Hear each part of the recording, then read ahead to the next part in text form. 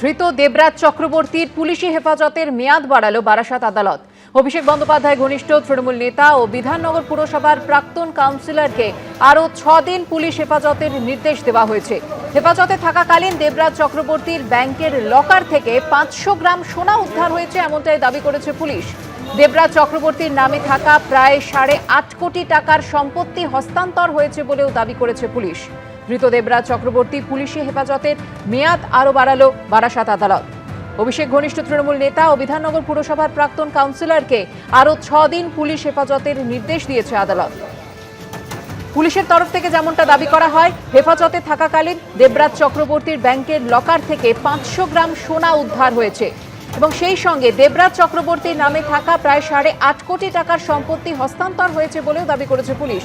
বিস্তারিত জানবো, কথা বলবো আমাদের প্রতিনিধি সমীরণ পালের সঙ্গে। সমীরণ, সুবর্ণা, গতকাল দেবরাজ চক্রবর্তীকে বারাসাত আদালতে পেশ করা হয় পুলিশ হেফাজত শেষে, এবং পুলিশের পক্ষ থেকে বিচারকের কাছে নিজেদের হেফাজতে যে আবেদন জানানো হয়েছে, কেননা তদন্তে আরো বেশ কিছু তথ্য প্রমাণ সংগ্রহের প্রয়োজন রয়েছে, এবং বিচারক 6 দিনের পুলিশ হেফাজত মঞ্জুর করেছে। বিশেষ সরকারি আইনজীবী যেটা জানিয়েছেন যে বিভাস চট্টোপাধ্যায় যে গত কয়েক মাস, একটা নির্বাচনের কয়েক মাস আগে থেকে গত কয়েক মাস ধরে দেবরাজ চক্রবর্তী প্রায় 8.5 কোটি টাকার তার যে সম্পত্তি বিভিন্ন জায়গায় তিনি স্থানান্তরিত করেছেন, এবং তার ব্যাংকের লকার থেকে 500 গ্রাম সোনা উদ্ধার হয়েছে। এর পাশাপাশি আরো এক চাঞ্চল্যকর অভিযোগ সামনে এসেছে। এক ব্যক্তি, যেহেতু দেবরাজ চক্রবর্তী তার রিয়েল এস্টেটের ব্যবসা রয়েছে, সেই ব্যবসার জন্য তিনি একজনের কাছ থেকে ফ্ল্যাট বিক্রি করেছিলেন, এবং সেই ফ্ল্যাট বিক্রি করার জন্য তার কাছ থেকে 1,30,00,000 টাকা দাবি করেছিলেন।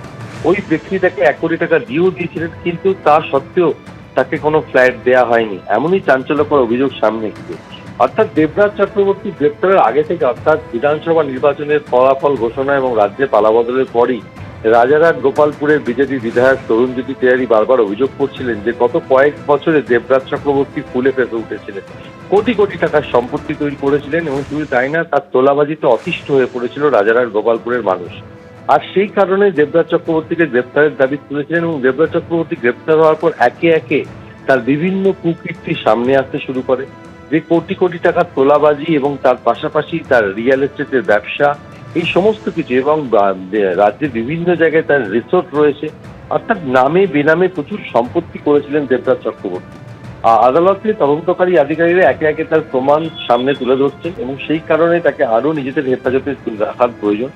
বিচারক 6 দিনের পুলিশ হেফাজত মঞ্জুর করেছে।